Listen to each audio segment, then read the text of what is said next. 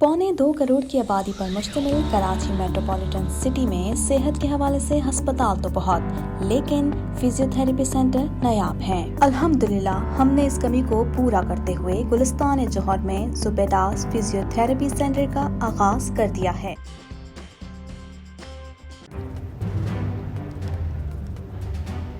Islamic Finance TV, the only TV channel of the fastest growing Islamic economy in the world and the prime mover of Islamic finance news.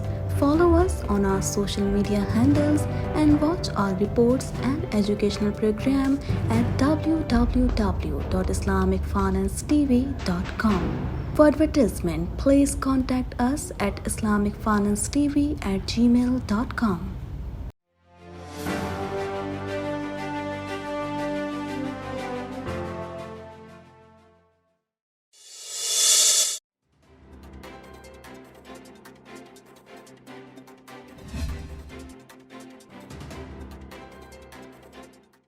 हुकूमत ने chairman PTI Imran Khan की जानिब से मुज़ाकरात की पेशकश पर इत्तेहादियों से मशावरत का फैसला किया है। लाहौर में इंसदादे मंशियात की खुसूसी अदालत में पेशी के बाद मीडिया से गुफ्तगू करते हुए वफाकी वज़ीर दाखिला राना सनाउल्लाह ने कहा कि इमरान खान को हमने जेल नहीं भेजना, उन्होंने अपने करतूतों की वजह से जेल जाना है। जो फरह गोगी ने ट्रांसफ़र पोस्टिंग के नाम पर पैसे पकड़े हैं और करप्शन की है।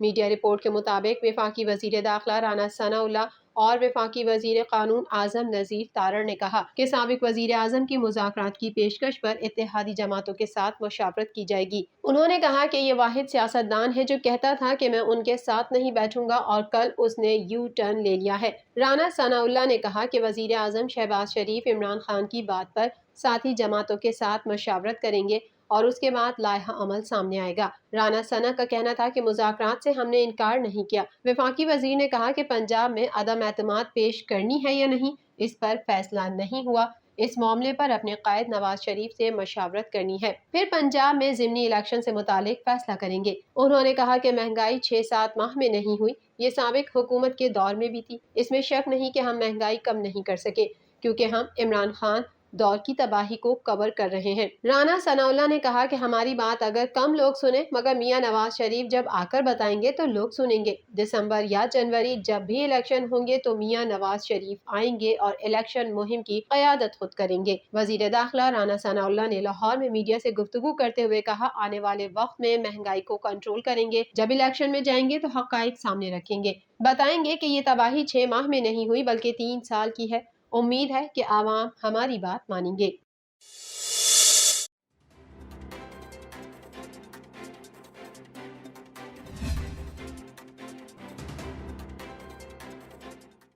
कमांडर अमरीकी सेंट जनरल एरिक कोरेला ने जनरल आसिम मुनीर को आर्मी चीफ बनने पर मुबारकबाद दी है। अमरीकी सेंट कॉम के मुताबिक army chief general Asim Munir से कमांडर अमरीकी सेंट कॉम जनरल एरिक कोरेला की गुफ्तगू हुई है। दोनों फौजी सरबराहान ने दो तरफा ताल्लुकात को मजबूत करने का अज़म दोहराया। गुफ्तगू में पाक अमरीका सिक्योरिटी ताउन की काविशों पर तबादला ख्याल किया गया।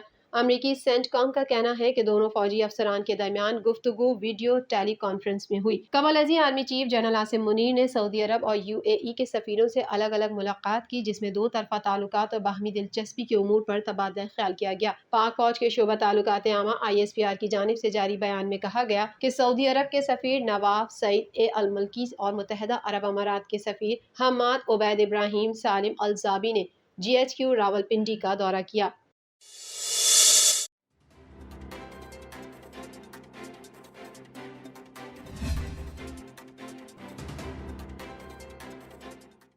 अफगान वज़ीर ख़ारजा ने बिलावल भुट्टो को पाकिस्तानी सिफारत खाने पर हमले में मुलव्वस ज़िम्मेदारान के खिलाफ कार्रवाई की यकीन दहानी करा दी। दफ्तर ख़ारजा ने अफगान दारुल हुकूमत काबुल में सिफारत खाने पर हमले के बाद उसे बंद करने या अमला वापस बुलाने की खबरों को गलत करार दे दिया। पाकिस्तानी सिफारत खाने पर हमले के बाद अफगानिस्तान के वज़ीर ख़ारजा ने वज़ीर ख़ारजा पाकिस्तान बिलावल भुट्टो ज़रदारी से टेलीफोनिक रब्ता किया। अफगान वज़ीर ख़ारजा ने पाकिस्तानी नाज़िमुल उमूर पर हमले की मज़म्मत की और अफसोस का इजहार करते हुए कहा پاکستانی سفارت خانے اور عملے کی حفاظت پر خصوصی توجہ دی جائے گی۔ افغان وزیر خارجہ نے بلاول بھٹو کو یقین دہانی کرائی کہ واقعے میں ملوث لوگوں کو گرفتار کر کے قانونی کارروائی کی جائے گی۔ بلاول بھٹو زرداری کا کہنا تھا کہ ایسے واقعات دونوں ممالک کے تعلقات کو متاثر نہیں کر سکتے، کسی کو بھی اپنے مذموم مقاصد کی تکمیل کی اجازت نہیں دی جائے گی۔ ترجمان دفتر خارجہ ممتاز زہرا بلوچ نے اپنی جاری کردہ بیان میں بتایا کہ کابل میں سفارت خانہ بند نہیں کیا جا رہا، سفارتی عملے کو بھی واپس نہیں بلا رہے،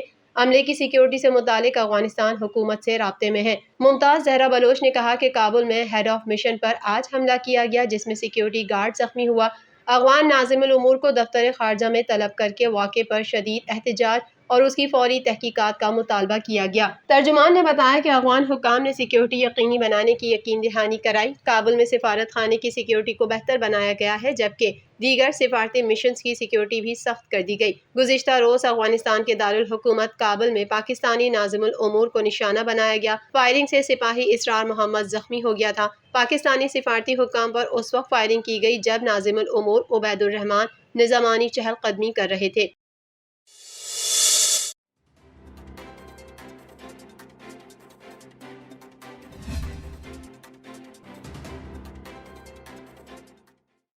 رومرز تھی کہ بھئی اس جگہ پر ہیں، وہاں پر ہمارا سینٹر ہر جگہ کے، لیکن ہم ان سے میٹنگ نہ۔ اعظم سواتی کی ضمانت کے لیے درخواست کچلاک مجسٹریٹ کی عدالت میں دائر کی گئی جبکہ اعظم سواتی کے وکیل کا کہنا ہے کہ اعظم سواتی کی صحت کے حوالے سے تشویش ہے، عدالتوں سے انصاف کی توقع ہے۔ کچلاک مجسٹریٹ کی جانب سے اعظم سواتی کی درخواست ضمانت سماعت کے لیے مقرر کر دی گئی ہے۔ مجسٹریٹ نے درخواست سماعت کے لیے مقرر کرتے ہوئے پیر کے روز کے لیے فریقین کو نوٹس جاری کر دیے ہیں۔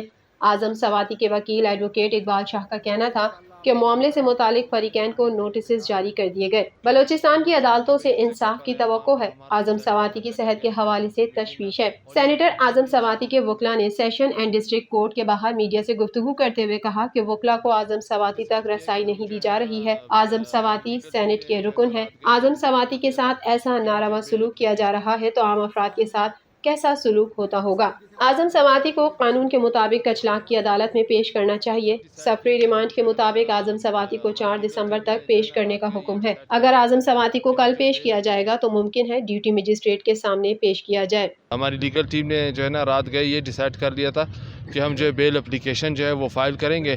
اب چونکہ جو ہے نا یہ اس کی ٹیریٹوریل جوریسڈکشن جو ہے وہ بنتی ہے کچلاک کی، وہاں کچلاک میں ایڈیشنل سیشن جج صاحب ہے، تو یہ آپ میں دیکھ رہے میرے ہاتھ میں یہ پیپرز ہیں، ہم نے یہ پیپرز تیار کیے ہوئے اور اس پیپرز کو جو ہے نا ہم لوگ جو ہے لے کر جا رہے ہیں ایڈیشنل سیشن جج صاحب کے پاس، اور وہیں پر ہم لوگ جو ہے نا بیل اپلیکیشن فائل کریں گے اور کوشش کریں گے کہ اس میں جو ہے نا ایز سون ایز جو ہے نا ان کو بیل گرانٹ کر دی جائے، کیونکہ یہ کیس جو ہے نا وہ کیس تو ہے اسلام آباد کا، اور اسلام آباد میں ہی انہوں نے جو ہے نا وہ ایف آئی اے نے وہاں پر ایف آئی اے نے جو ہے وہاں پہ ایف آئی آر رجسٹرڈ کی ہوئی تھی، اسی کے تحت جو ہے انہوں نے ان کو اریسٹ وہ کیا تھا۔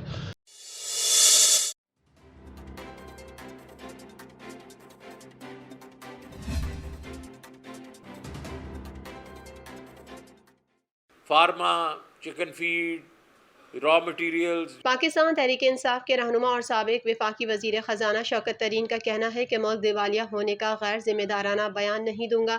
سابق وزیر خزانہ شوکت ترین کا کہنا ہے کہ میں کوئی غیر ذمہ دارانہ بیان نہیں دوں گا، ملک ڈیفالٹ کی طرف نہیں جا رہا، معاشی صورتحال کے باعث عوام کو مشکل صورتحال کا سامنا کرنا پڑ سکتا ہے۔ کراچی میں نیوز کانفرنس میں شوکت ترین نے کہا کہ ملک ڈیفالٹ کی طرف نہیں جا رہا۔ انہوں نے کہا کہ یہ لوگ کس طرح ڈالر کو 200 سے نیچے لے کر جائیں گے، کوشش کے باوجود ایل سی کھول نہیں رہے۔ شوکت ترین نے کہا کہ میں ایسا نہیں کہوں گا، لیکن معاشی صورتحال کے باعث عوام کو مزید مشکلات کا سامنا ہو سکتا ہے۔ شوکت ترین نے کہا کہ پیٹرول کی قیمت کم نہ کر کے عوام کو اربوں روپے کا ٹیکہ لگایا گیا، ہم چاہتے ہیں کہ یہ لوگوں کو ریلیف دیں۔ سابق وزیر خزانہ نے کہا کہ موجودہ حکومت کو چاہیے کہ بیرونی قرضے ری شیڈول کرائے، روس کے پاس رعایتی قیمت پر پیٹرول کے لیے دوبارہ جائے اور غریبوں کو ٹارگیٹڈ سبسڈی دے۔ ان کا کہنا تھا کہ 18% ایکسپورٹ نومبر میں گر گئیں، آفیشل اور ان آفیشل ڈالر کی قیمت میں فرق ہے، لوگ حوالہ ہنڈی کی طرف جا رہے ہیں۔ آپ نے پیٹرول پرائسز جو ہیں وہ کم نہیں کی، حالانکہ کم ہو سکتی تھی۔ آپ نے کیا کیا؟ آپ نے پی ڈی ایل جو ہے وہ بڑھا دیا، ڈیزل پہ بڑھا دیا، اور 36 بلین روپے کا ٹیکہ لگا دیا عوام کو 15 دنوں کے لیے۔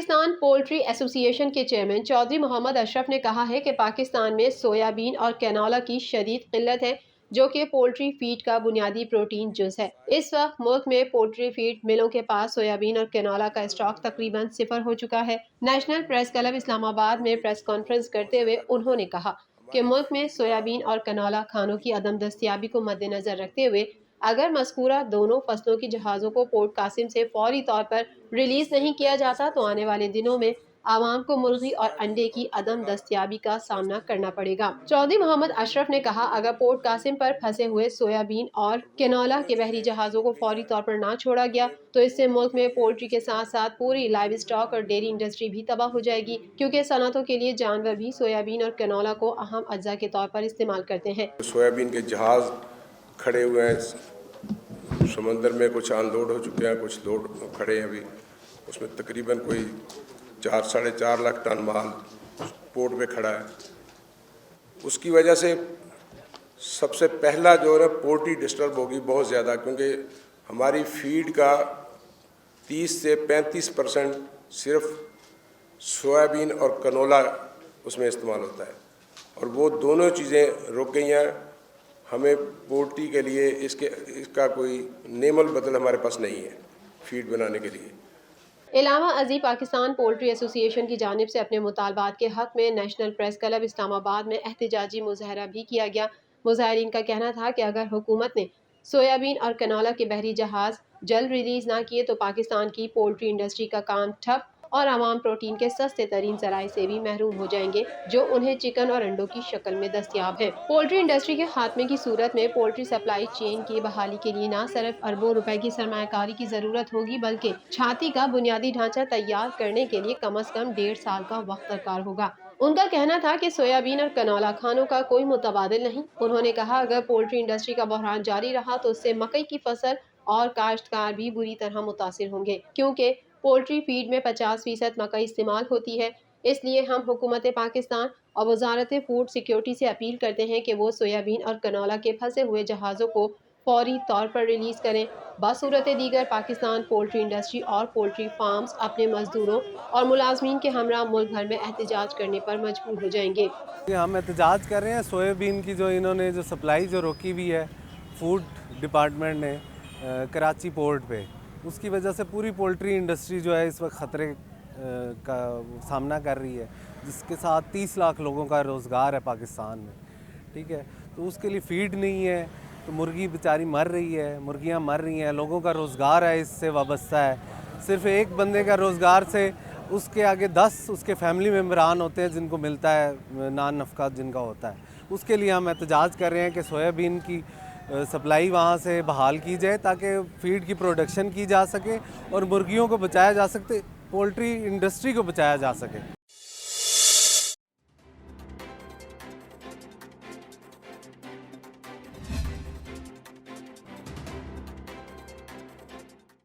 بلوچستان کے صوبائی دارالحکومت میں دہشت گردی کے خطرے کے پیش نظر متعلقہ اداروں کو الرٹ رہنے کی ہدایت جاری کی گئی ہیں۔ کوئٹہ میں دہشت گردی کی لہر ایک بار پھر سر اٹھانے لگی۔ سینٹرل پولیس آفس کوئٹہ کی جانب سے خاتون خودکش حملہ آور سے متعلق تھریٹ الرٹ جاری کر دیا گیا۔ متن کے مطابق کالعدم تنظیم نے تخریب کاری کے لیے خودکش خاتون بمبار کو تیار کیا ہے، تاہم فی الحال یہ معلومات دستیاب نہیں ہے کہ شہر میں کس جگہ کو ٹارگٹ کیا جائے گا۔ مراسلے میں خودکش بمبار کی تفصیلات بھی فراہم کی گئی ہیں، جس کے مطابق زینت زوجہ ضیاء الرحمان کو خودکش حملے کے لیے تیار کیا گیا ہے۔ میڈیا رپورٹ کے مطابق سینٹرل پولیس آفس کوئٹہ نے تھریٹ الرٹ جاری کیا ہے، جس کے مطابق کالعدم تنظیم شہر میں دہشت گردی کی منصوبہ بندی کر رہی ہے۔ سینٹرل پولیس آفس کوئٹہ کی جانب سے جاری مراسلے میں شہر کے تمام ایس پیز کو الرٹ رہنے کی ہدایت کی گئی ہے۔ سینٹرل پولیس آفس کوئٹہ کی جانب سے ممکنہ دہشت گردی کے پیش نظر شہر کے تمام ایس پیز کو بھیجے جانے والے مراسلے میں ہائی الرٹ رہنے کی ہدایت کی گئی ہے۔ مراسلے کے مطابق کالعدم تنظیم شہر میں دہشت گردی کی منصوبہ بندی کر رہی ہے۔